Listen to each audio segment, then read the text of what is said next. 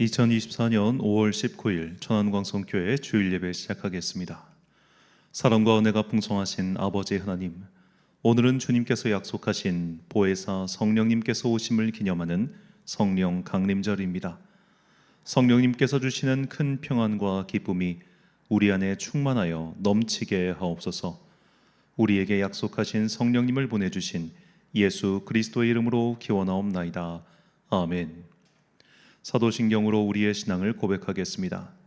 나는 전능하신 아버지 하나님, 천지의 창조주를 믿습니다. 나는 그의 유일하신 아들, 우리 주 예수 그리스도를 믿습니다. 그는 성령으로 잉태되어 동정녀 마리아에게서 나시고 본디오 빌라도에게 고난을 받아 십자가에 못 박혀 죽으시고 장사된 지 사흘 만에 죽은 자 가운데서 다시 살아나셨으며 하늘에 오르시어 전능하신 아버지 하나님 우편에 앉아 계시다가 거기로부터 살아있는 자와 죽은 자를 심판하러 오십니다. 나는 성령을 믿으며 거룩한 공교회와 성도의 교제와 죄를 용서받는 것과 몸의 부활과 영생을 믿습니다. 아멘. 찬송가 187장 찬양하겠습니다.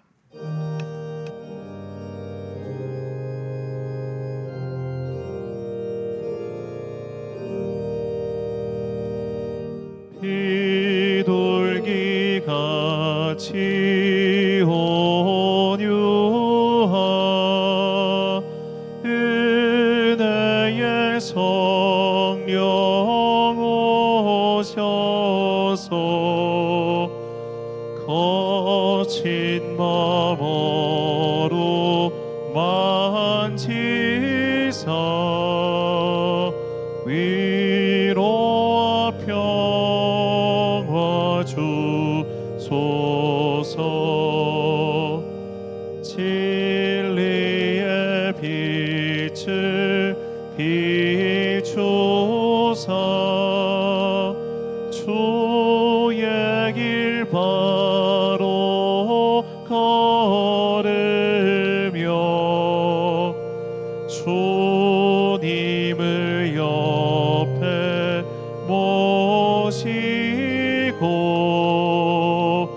경건히 살게 하소서.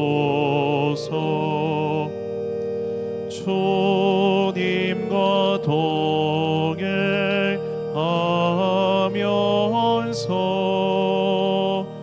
거룩한 길로 행하며 진리의 예수 붙잡고 길 잃지 않게 하소서.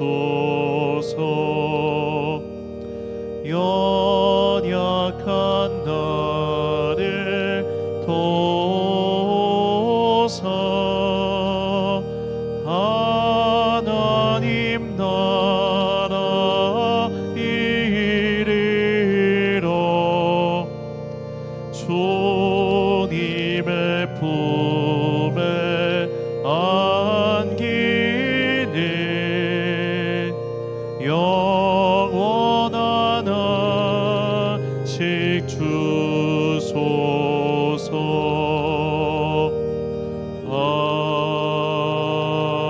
아멘.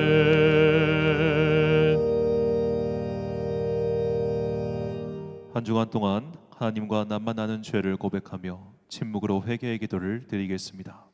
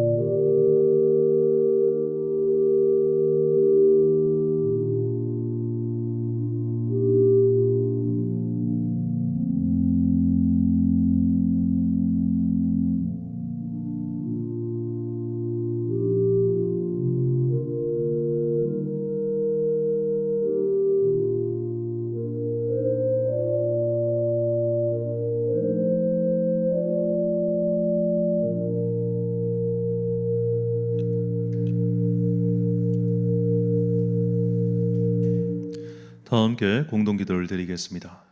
사랑과 은혜가 풍성하신 아버지 하나님, 우리를 고와 같이 버려두지 않으시고 인도하심과 위로를 주시기 위해 성령님을 보내주시니 감사합니다.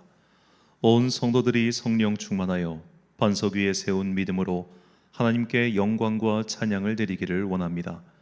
성령님께서 오심을 기억하고 사모하며 이 예배를 드리오니 은혜를 내려 주옵소서. 어제나 오늘이나 변함없으신 하나님께서 오늘도 모든 교회와 성도들에게 성령 충만을 선물로 주사 믿음의 자녀로서 주님께 영광 돌리며 살게 하옵소서. 믿음과 열정을 잃어버린 채 살고 있는 우리들에게 다시 한번 뜨거운 은총을 내려 주옵소서. 성령의 충만한 은혜를 내려 주사 우리의 영혼을 소생시켜 주옵소서. 그리하여 우리에게 맡겨주신 시대의 소명을 다하게 하옵소서. 성령의 충만한 역사가 없이는 우리의 힘으로 아무것도 할 수 없사오니 성령님의 힘을 가지고 구원의 역사, 부흥의 역사가 일어나게 하옵소서. 나라와 세계를 위하여 기도합니다. 갈등과 분열이 가득한 세상에서 하나 되게 하시는 주님의 은혜가 임하게 하옵소서. 이제는 전쟁이 그치고 평화의 노래가 울려 퍼지길 간절히 소망합니다. 갇힌 자들이 풀려나게 하시고 눌린 자들이 자유를 얻게 하옵소서. 미움과 다툼이 그치고 사랑과 용서가 가득한 세상으로 변화되길 간절히 소망합니다. 이 시간 오직 주님만 영광 받으시고 우리에게는 넘치는 은혜와 축복의 시간이 되게 하옵소서.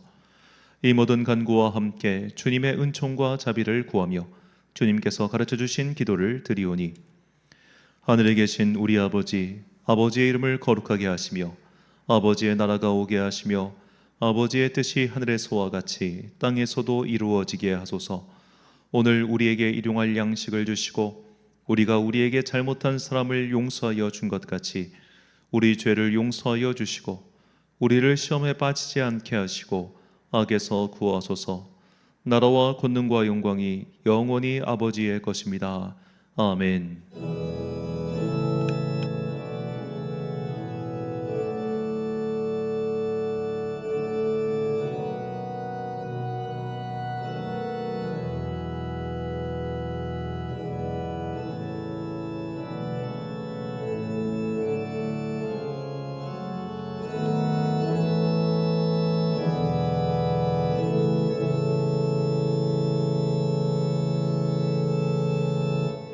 사제의 말씀 선포하겠습니다.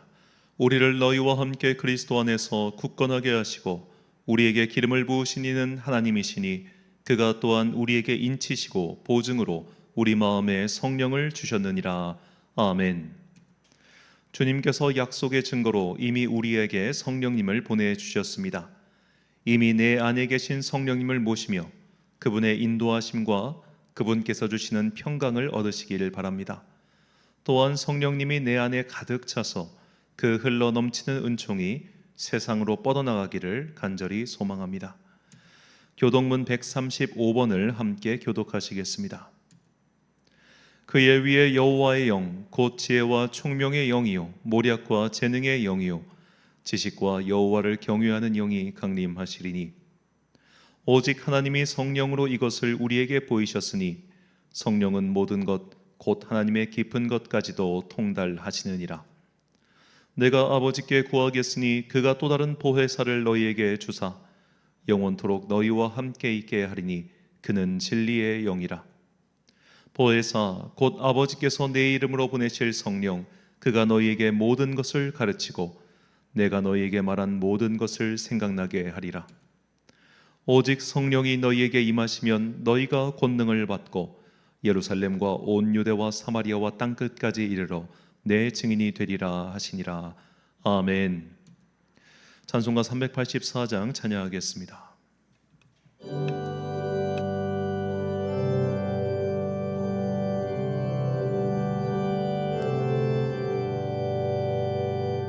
나의 갈 길 다가도록 예수 인도하시니 내 주 안에 있는 긍휼 어찌 의심하리요. 믿음을 믿음으로 사는 자는 하늘 위로 받겠네. 무슨 일을 만나든지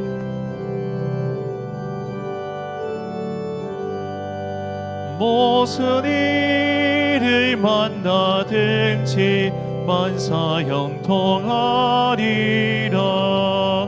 나의 갈 길 다가도록 예수 인도하시니 어려운 일 당할 때도 족한 은혜 주시네. 나는 심히 고단하고 영혼 매우 가난하. 나의 앞에 반석에서 샘물 나게 하시네. 나의 앞에 반석에서 샘물 나게 하시네. 나의 갈 길 다가도록 예수 인도하시니 그의 사랑 어찌 큰지 말로 알 수 없도다. 성령 감화 받은 영혼 하늘나라 갈 때에 영영 부를 나의 찬송 예수 인도하셨네. 영영 부를 나의 찬송 예수 인도하셨네. 아멘.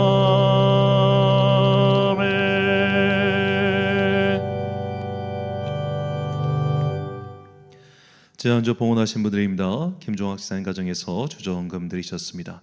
절기감사헌금 이한결 목사, 특별헌금 백만기 목사님 드렸고요. 성경과 건축헌금 1,000번째 오영은 집사님 드렸습니다. 오늘은 주님께서 약속하신 성령님을 보내주신 날을 기념하는 성령 강림 주일입니다. 특별히 2부 예배 때는 성찬식으로 함께 이 은혜를 나누고자 합니다. 벌써 5월의 중순입니다. 6월 달에는 우리 교회 창립 4주년 기념 주일이 있습니다. 또 지금까지 함께 하신 모든 분들께 진심으로 감사드리며 또한 특별히 개척하고 나서 계속해서 부목사 직분에 이게 참 쉽지 않은데 함께 해주신 우리 백만기 목사님 위해서 기도 부탁드리겠습니다. 백만기 목사님 이제 나이는 40대 후반 정도 되셨는데요. 계속해서 담임 목사 청빙을 위해서 여러 군데 지원하고 계십니다. 계속 기도하고 또 저희도 응원하고 있는데 아무래도 시기가 시기인 만큼 참 쉽지가 않은 때인 것은 분명합니다. 주님께서 참 좋은 우리 백만기 목사님에게 선한 길로 인도해 주시기를 또 바라고 특별히 눈을 가진 자들이 정말 좋은 목사를 알아보는 그런 좋은 분들께 서로 잘 결합해서 아름다운 교회 역사가 이루어지기를 또 기도하고 응원해 주시기를 부탁드리겠습니다. 드린 예물 위하여 봉헌기도 드리겠습니다. 사랑과 은혜가 충만하신 아버지 하나님, 오늘 우리에게 성령님을 보내주신 이날을 기념하여 함께 예배하게 하시니 감사합니다. 성령님께서 오심으로 교회가 시작되었습니다. 성령님께서 오심으로 주님의 제자들이 권능을 받아 사도로서 살게 되었습니다. 우리는 그 사도의 전승을 이어가고 있는 주님의 몸된 교회입니다. 이렇게 우리는 성령님의 시대를 살고 있습니다. 그러니 주님, 예배를 통하여 이미 우리 안에 역사하고 계신 성령님의 은총을 깨닫고 이제 성령 충만하여 그 충만한 은혜가 나를 통하여 흘러넘치기를 소망합니다.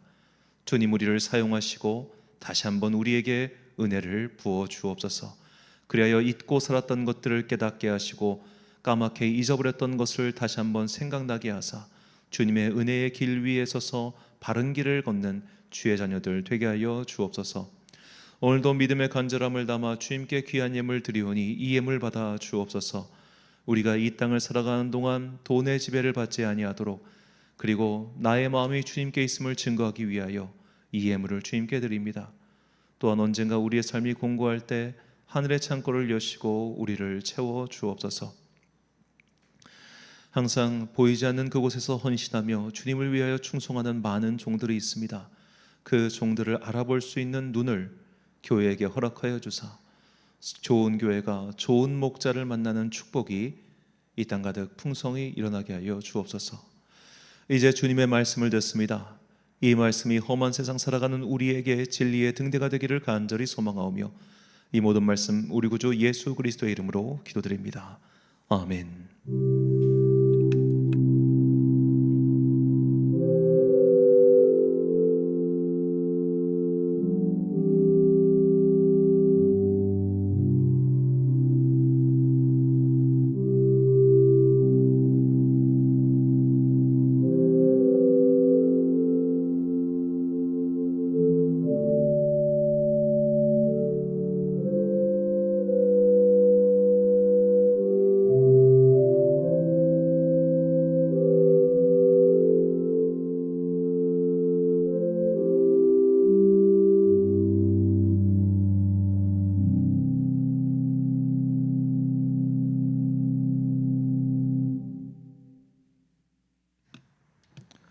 오늘 우리에게 주시는 하나님의 말씀 요한복음 14장 23절부터 27절까지 말씀입니다.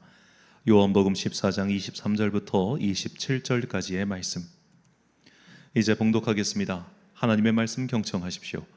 예수께서 대답하여 이르시되 사람이 나를 사랑하면 내 말을 지키리니 내 아버지께서 그를 사랑하실 것이요 우리가 그에게 가서 거처를 그와 함께 하리라.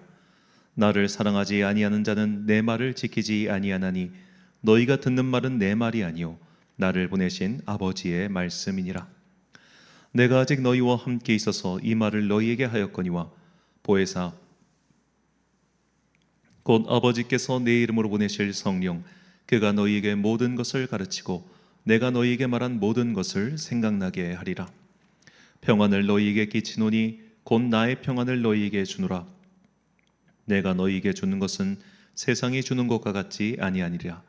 너희는 마음에 근심하지도 말고 두려워하지도 말라. 아멘. 좋고도 좋은 그분을 맞이하라란 제목으로 하나님의 말씀 선포하겠습니다.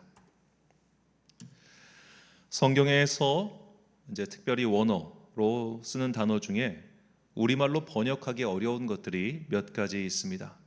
번역하기 어려운 이유 중 하나는 그 단어가 여러 가지 뜻을 풍성하게 내포하고 있기 때문입니다. 히브리어 중에서는 대표적인 것들이 몇 가지 있는데 바로 토브와 샬롬 그리고 라아 같은 것들입니다. 먼저 토브는 원래 뜻은 창조의 선한 것을 가르치는데 통상은 좋다라고 번역합니다. 그런데 이 좋다라는 한 단어로 이 토브를 온전히 표현하기 어려운 것이 그야말로 온갖 좋은 것들을 다 담은 말이 바로 이 토브이기 때문입니다. 샬롬도 마찬가지입니다. 샬롬은 빚을 다 갚았다라는 뜻인데 통상 우리가 평화라고 번역하죠.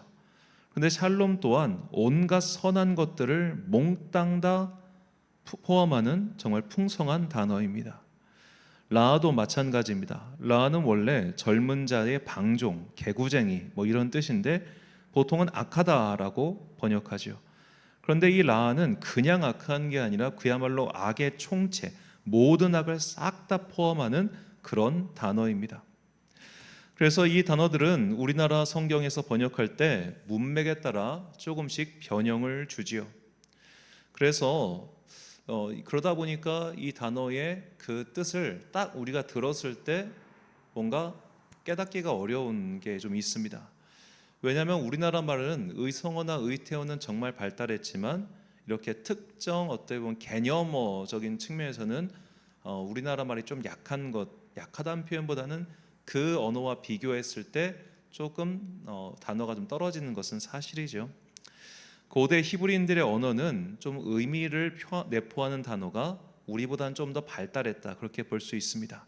그래서 이런 것들을 한 번에 한 단어로 엮어서 번역하기가 쉽지 않은 것이죠. 성령님을 표현하는 것도 마찬가지입니다. 최근 제가 성령에 관한 한 책을 읽고 있는데 이 책의 저자가 성경 전체에 나온 성령님의 역할을 쭉 설명하는 책이에요. 그런데 무려 페이지 수가 600페이지 가까이 됩니다. 그만큼 성령님께서 어떤 일을 하셨고 또 어떤 분인지를 성경이 풍성하게 우리에게 전해주고 있다는 것이죠. 그 성령님께서 하시는 다양한 역할 중 한 가지를 표현한 단어가 오늘 본문에 나오는 보혜사입니다. 주님께서는 이 보혜사라는 단어를 통해서 성령님이 어떤 분이신지를 축약해서 우리에게 전하고 있죠. 자, 보혜사라고 번역한 헬라어는 파라클레이토스인데 이걸 그냥 한자어로 직역하면 은혜를 보호하시는 분이 되겠습니다. 그런데 이 한 단어, 우리말 이 한 단어로는 성령님의 역할을 모두 설명할 수가 없죠. 그래서 다른 번역본들을 쭉 보면 이분께서 어떤 역할을 하시는지를 다양하게 나타내고 있습니다. 먼저 가톨릭과 개신교회가 함께 번역한 공동번역 성경을 보면 협조자라고 번역했습니다. 그리고 현대인의 성경은 보호자라고 번역했고요. 영어 성경의 번역은 더 다양합니다. NIV 성경은 카운셀러, 그리고 킹 제임스 버전과 아메리칸 스탠다드 버전은 컴포터, 전부 다 이제 대문자를 써가지고 특별하게 나타낸 거죠. 그리고 이제 ESV 같은 경우는 잉글리시 스탠다드 버전 같은 경우는 헬퍼라고 이렇게 번역했습니다. 일본어 성경을 보면은 도우시는 분, 그리고 변호자라고 번역을 했고요. 라틴어로는 헬라어 파라클레이토스를 그야말로 직역해서 파라클레투스라고 했습니다.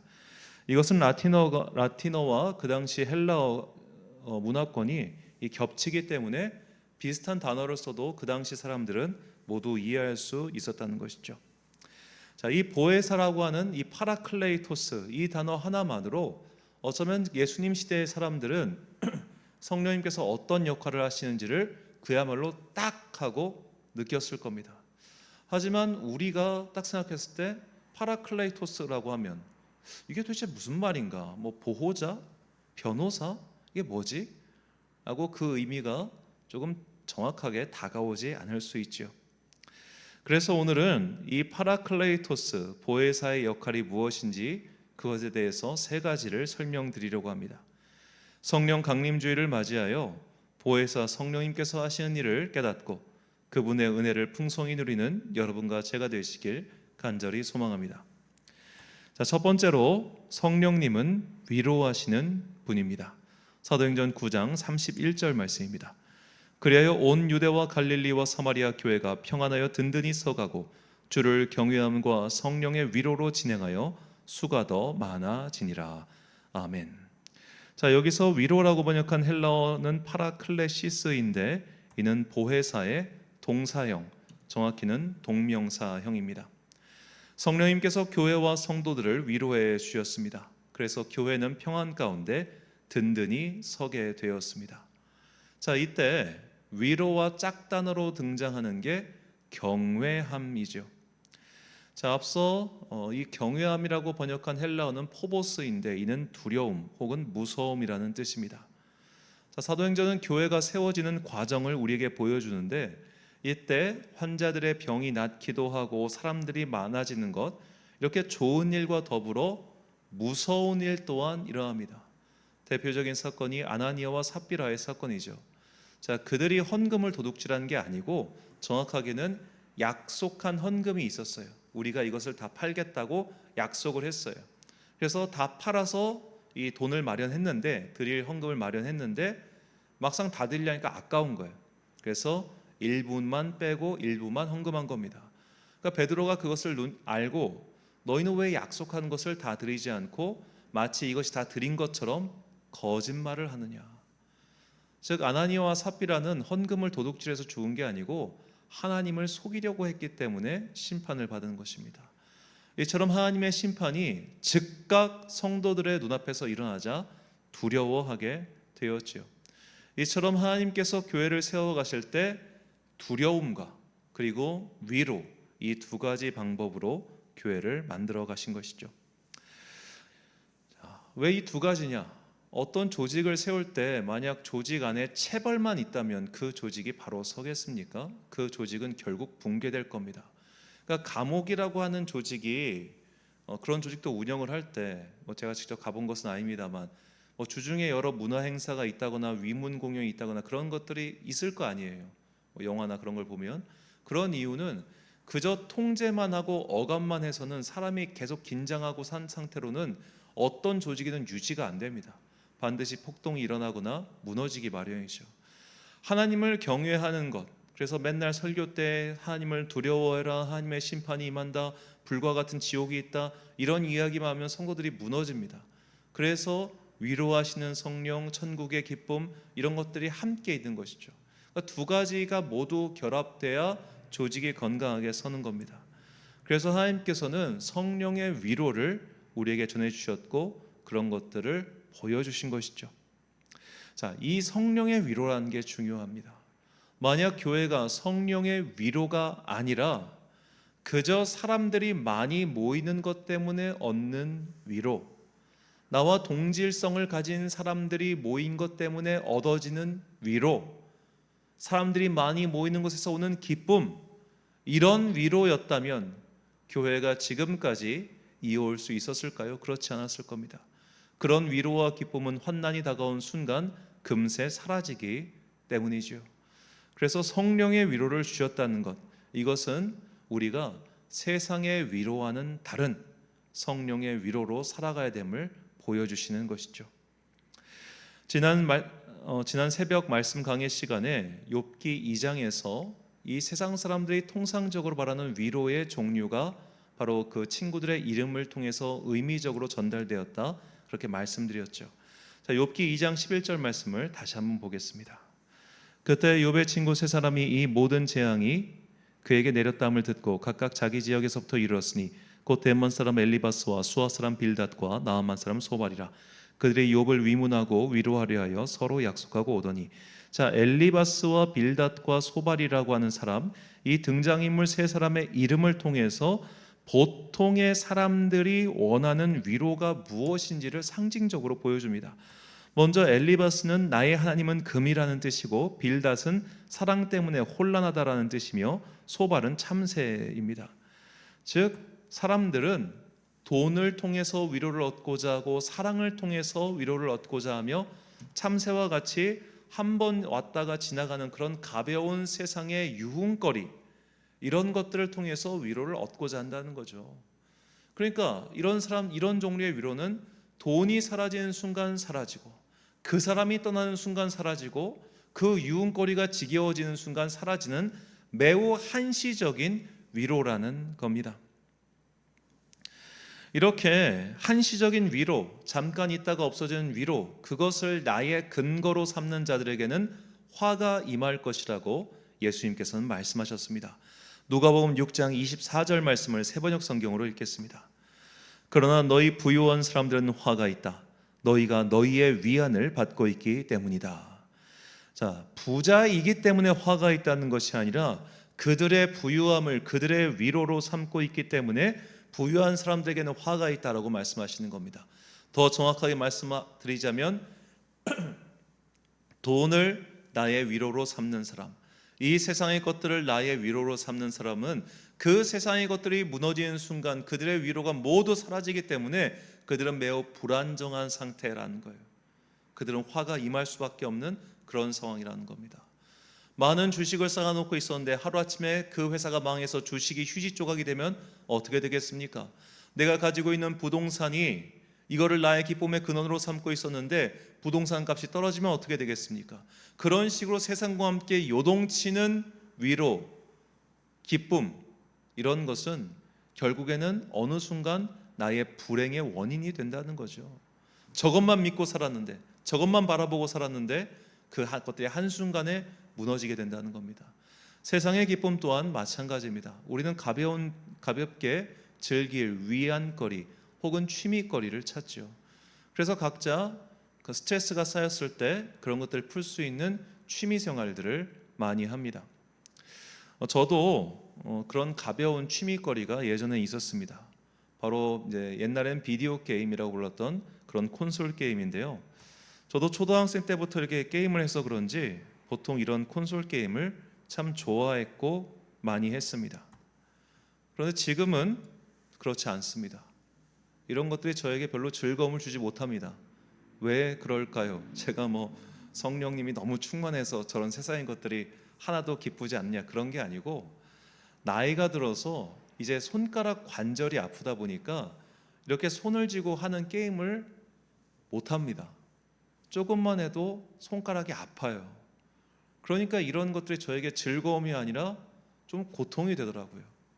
지금은 과거와는 달리 제가 마음 먹으면 저걸 사서 즐길 수 있지만 하지 않는 이유가 그렇게 아파서입니다. 운동도 마찬가지인 것 같아요. 어떤 사람들은 골프를 즐기고 어떤 사람들은 테니스를 즐길 겁니다. 근데 나이가 들면 엘보라는 게 찾아오죠.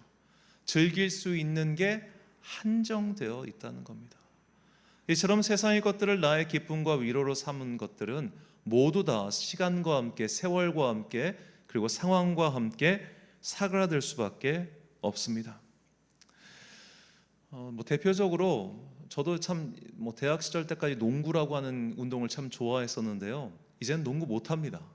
뛰고 나면 관절이 그렇게 아픕니다. 제가 나이가 들었다 그런 게 아니고 농구 같은 운동은 워낙 격렬하기 때문에 40대 이후로 농구를 즐기는 사람들은 아마 흑인들 빼고는 없을 거예요. 그래서 노회 체육대회 같은 걸 하다 보면 이게 대부분 다 50대에서 60대 초반이 주력이다 보니까 할 수 있는 게임 자체에서 일단 농구는 빼버립니다. 어차피 뛸 수가 없어요. 배구 같은 것들도 젊은 부목사가 있냐 없냐를 따라서 시차례별로 승부가 갈립니다. 그러니까 나이가 들면 이 운동이라고 하는 기쁨도 결국 사그라들 수밖에 없다는 거예요. 이처럼 세상의 위로는 다 세월과 상황과 함께 불꽃처럼 사그라듭니다. 그러나 진짜 위로이신 성령님은 그렇지 않습니다. 하나님께서는 성령을 통하여 영원히 변치 않을 위로와 평강을 우리에게 주십니다. 데살로니가 후서 2장 16절과 17절 말씀. 우리 주 예수 그리스도와 우리를 사랑하시고 영원한 위로와 좋은 소망을 은혜로 주신 하나님 우리 아버지께서 너희 마음을 위로하시고 모든 선한 일과 말에 굳건하게 하시기를 원하노라. 아멘. 돈이든 사람이든 혹은 기타 유흥거리 등을 나의 위로로 삼아봤자 시간과 세월과 함께 사라지고 말 것입니다. 그런 허망한 것들에 시간과 비용을 들여봤자 한순간에 불과합니다. 그렇게 사라져버릴 허망한 것들의 마음을 두지 마시고 영원한 위로를 주시는 성령님을 바라보십시오. 그때 우리는 주님 한 분만으로 만족하고 충만하고 기뻐할 수 있는 그런 믿음의 위대한 단계로 접어들 것입니다. 그런 은혜를 향해 올라가는 여러분과 제가 되시길 주의 이름으로 축원합니다. 자, 두 번째로 성령님은 깨닫게 하시는 분이십니다. 오늘 본문 26절 말씀을 함께 읽겠습니다. 보혜사 곧 아버지께서 내 이름으로 보내실 성령 그가 너희에게 모든 것을 가르치고 내가 너희에게 말한 모든 것을 생각나게 하리라. 아멘. 자, 매주 예배 시간과 그리고 말씀을 듣는 시간, 이것은 우리가 인지하는 것 이상으로 우리에게 많은 영향을 미치고 있습니다. 물론 한 번의 예배를 드린다고 해서 그 한 번의 예배로 사람이 갑자기 변하지는 않을 겁니다. 우리가 매번 조금씩 주님의 은혜를 힘입어서 스스로의 삶을 바꿔가는 것이죠. 매주의 예배는 우리 영혼에 스며들고 있습니다. 그것은 평소에는 잘 모르지만 삶의 위기가 닥쳐오거나 혹은 어떤 순간이 오면 번뜩이면서 우리 삶의 기준을 잡아주는 그런 말씀이 되어 내 머릿속에서 떠오르는 것이죠.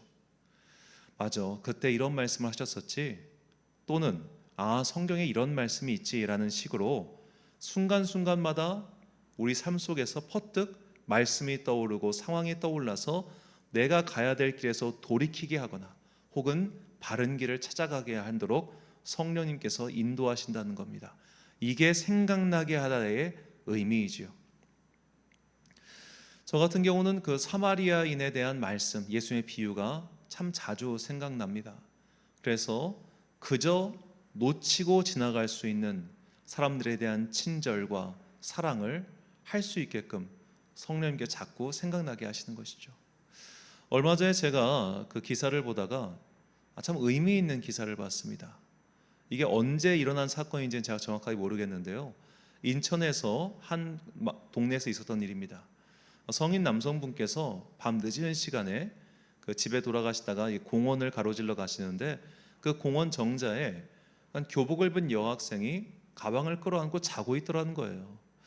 늦은 시간이고 여학생 혼자서 저거 좀 위험할 수 있겠다 싶어가지고, 그런데 직접 그 여학생을 깨우거나 하면은 혹은 좀 오해를 받을 수 있으니까 바로 멀찌감이 떨어져서 경찰서에 전화를 하셨습니다. 지금 여기 정자에 한 학생이 여학생이 누워 자고 있는데 걱정돼 보입니다. 그러니까 경찰이 이제 왔어요. 그런데 이분께서 경찰이 오기 전까지 그 이제 정자 주변에 이렇게 어슬렁거리시면서 혹시라도 그 사이에 누가 와서 해코지를 하거나 그런 일이 없도록 지켜보고 계셨습니다. 그리고 경찰이 와서 그 여학생을 인계하고 간 이후에 그분께서는 자기 길로 돌아가셨죠. 자, 저는 성령님께서 생각나게 하신다는 것이 바로 이런 일이 아닐까 싶습니다.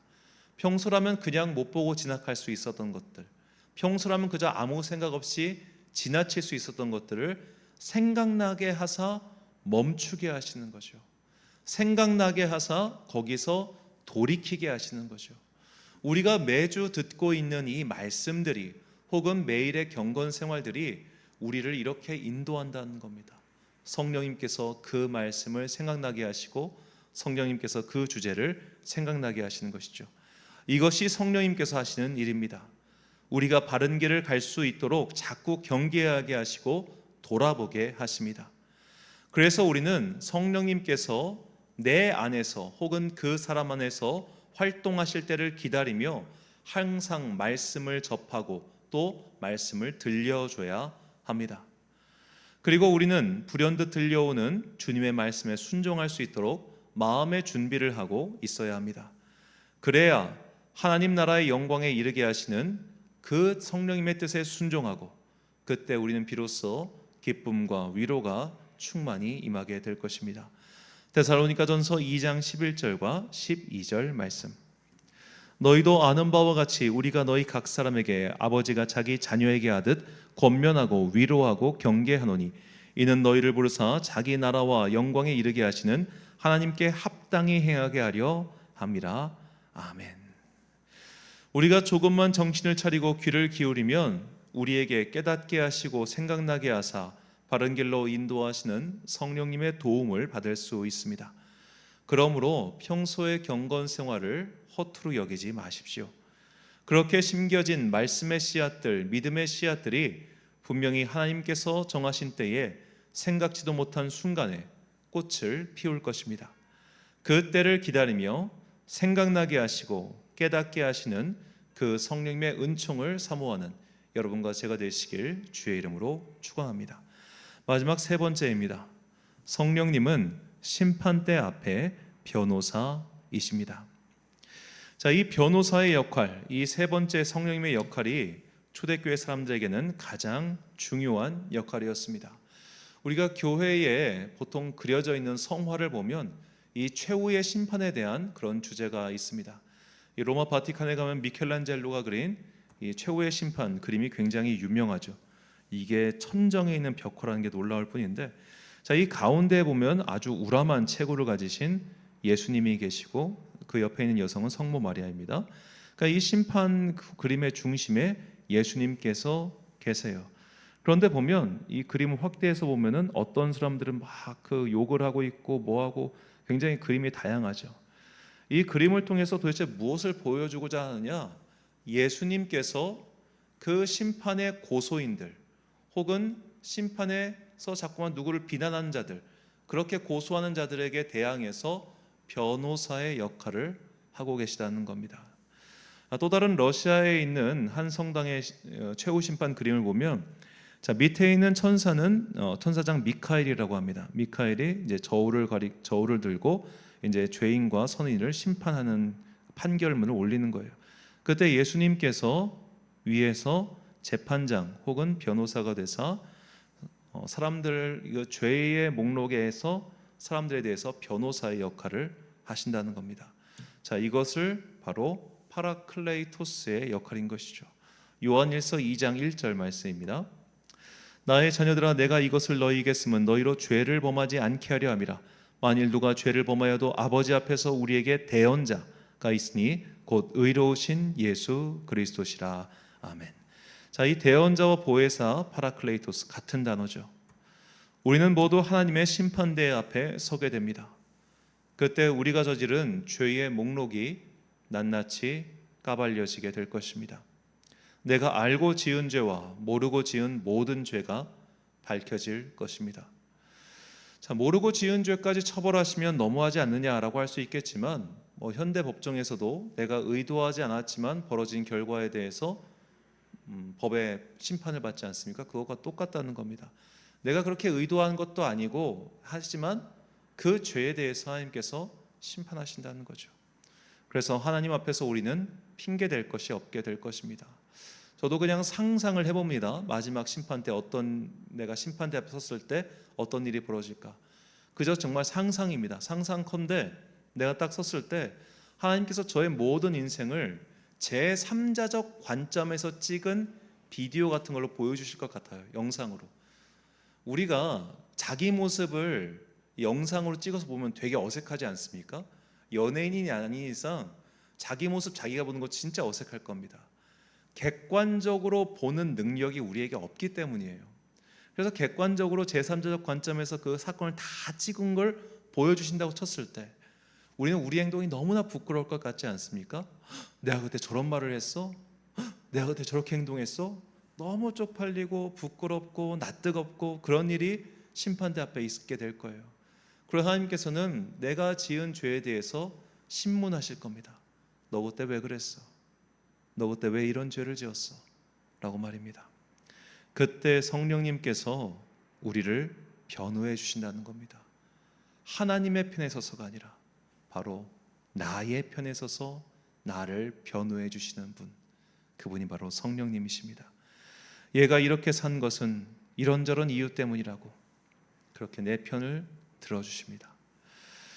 자, 우리가 변호사를 고용할 때 좋은 변호사라면 이렇게 이야기하겠죠. 일단은 숨김없이 저에게 이야기해 주셔야 제가 최대한 도와드릴 수 있습니다 라고 말이죠. 그래서 변호사에게는 변호사까지 속이려고 하면은 그때부터는 재판 지는 건 당연하지 않겠습니까?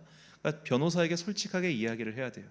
그가 내 편이 되어줄 거라 믿고 말입니다. 그런데 만약 변호사가 정작 검사랑 내통하고 있어가지고 내가 그에게 말한 것을 다시 검사에게 전달해서 검사로 하여금 기소당하게 유도한다면 모르겠습니다. 그 변호사가 사회정의를 구현하는 데 성공했을지는 몰라도 그는 변호사로서는 실패한 사람이겠죠. 우리는 이 변호사의 역할이라고 하는 것에 대해서 약간의 좀 편견을 가질 수 있습니다. 왜냐하면 우리나라에서는 소위 말해 전관예우에 따른 그 변호사들 그런 것도 있고 좀 변호사 혹은 법관에 대한 이미지가 굉장히 안 좋은 나라이기 때문이에요. 그래서 변호사라고 하면 되게 좀 별로다라는 느낌이 있겠지만 이 똑같은 변호사라는 단어를 쓰는데 일본어 한자에서는 그 변자가 다릅니다. 자, 우리말 변호사의 변자는 그냥 말로 하다, 말로 보호하다라는 뜻이에요. 근데 일본어 변호사의 변자는 두려워 떠는 자라는 뜻이고 그를 보호하는 게 변호사라는 겁니다. 저는 헬라어 파라클레이토스가 이 일본식 한자어 변호사와 훨씬 가까운 뜻이라고 그렇게 생각합니다. 하나님께서는 성령님께서는 자신의 죄로 인해 하나님의 심판대 앞에서 두려워 떠는 자를 보호해 주십니다. 감히 하나님 앞에서 말 한마디도 못하고 고개를 푹 숙이고 있는 나를 변호해 주십니다. 중요한 것은 이 성령님이 바로 나의 편이라는 것, 이게 중요합니다. 이것은 비단 최후의 심판대에서만 일어난 일이 아니라 오늘 현재 기도하는 나에게도 동일하게 일어나는 사건이라는 겁니다. 여러분 개인 기도하실 때 혹시 이런 경험 해보셨습니까? 내 죄가 생각나서 기도가 막히는 순간이 있습니다. 하나님 앞에서 이제 기도를 하려고 하는데 내가 하나님 앞에 감히 설 수 없는 죄인이구나 라는 생각이 딱 떠올라서 그 생각에 딱 사로잡혀서 기도가 멈추어지는 순간이 있어요. 스스로가 스스로를 정죄하는 순간입니다. 자, 이렇게 기도가 막힐 때 내 죄 때문에 나 같은 게 무슨 기도를 해, 나 같은 게 어떻게 감히 하나님께 구할 수 있겠어라며 눈을 돌리는 그 순간 성령님께서 나의 편이 되사 변호해 주신다는 겁니다. 나를 위로해 주시는 거죠. 그 죄 때문에 움츠리고 있는 나, 그 죄 때문에 고개를 들고 있지 못하는 나, 그 죄 때문에 믿음의 단계에서 한 걸음도 앞으로 나아가고 있지 못하는 나를 위로해 주시고 변호해 주시고 새 힘을 주시는 분이 바로 파라클레이토스, 나의 변호사이신 성령님이십니다. 그래서 성령님께서는 보혜사, 은혜 가운데 보호해 주시며 위로자이십니다. 성령님의 역할은 분리되지가 않습니다. 미래에서만 활동하시는 분이 아니라 지금도 활동하시는 나의 보호자, 나의 위로자, 나의 유일한 내 마음 아시는 변호사이십니다. 우리는 이 성령을 이미 받았습니다. 그리고 더욱더 성령의 충만한 임재를 구해야 합니다.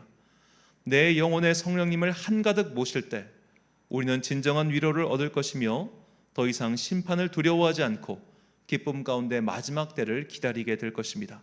그리고 무엇보다 이 현재의 삶 속에서 성령님의 인도하심을 통해 생명의 새 길을 찾게 될 것입니다. 예수님께서 약속하셨고 선포하신 이 성령님에 대한 말씀이 우리 가운데 속히 이루어지기를 소망합니다. 누가복음 11장 13절과 요한복음 20장 22절 말씀을 함께 읽겠습니다. 너희가 악할지라도 좋은 것을 자식에게 줄 알거든 하물며 너희 하늘 아버지께서 구하는 자에게 성령을 주시지 않겠느냐 하시니라. 이 말씀을 하시고 그들을 향하사 숨을 내쉬며 이르시되 성령을 받으라. 아멘. 사랑하는 천안광성교회 성도 여러분, 그리고 이 예배를 함께 드리고 계신 귀한 주님의 자녀 여러분, 오늘은 예수님께서 약속하신 성령님의 오심을 기념하는 성령 강림절입니다.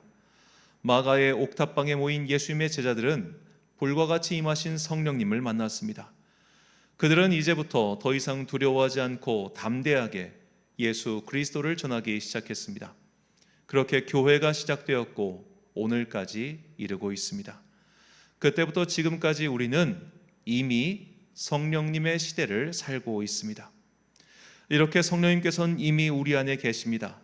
세례를 받고 교회의 일원이 되어 그리스도의 몸의 지체로 살고 있는 모든 사람들은 이미 성령 안에 있는 자들입니다. 그러므로 이제 충만해지기를 기도하십시오. 내 영혼 속을 성령님으로 가득 채워주시기를 기도하십시오. 우리는 성령님을 통해 말씀의 바른 인도를 받을 것이며 성령님을 통해 세상이 줄 수 없는 위로를 받을 것이며 성령님께서 나의 편이 되사 나의 마음을 이해해 주시는 것을 경험할 것입니다. 그때 우리는 더 이상 마지막 때를 두려워하지 않게 될 것이며 담대하게 하나님의 편에 서서 어둠 가득한 이 세상에서 빛을 반사하는 자들로 살게 될 것입니다. 구하는 자에게 성령을 주시겠다고 말씀하신 주의 말씀을 굳게 믿고 항상 성령 충만한 은혜 가운데 살아가기를 소망하는 여러분과 제가 되시길 주의 이름으로 축원합니다. 우리 예수 나의 좋은 치료자 찬양하신 후에 함께 기도하겠습니다.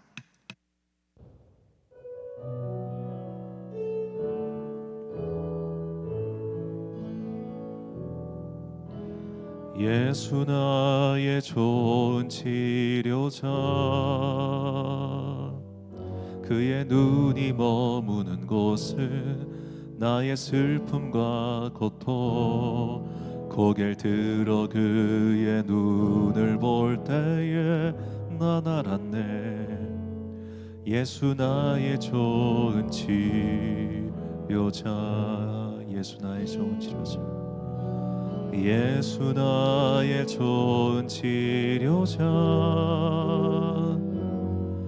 그의 손길이 닿는 곳은 나의 상처와 아픔, 영원히 흐를 것 같았던 눈물 다 멎었네.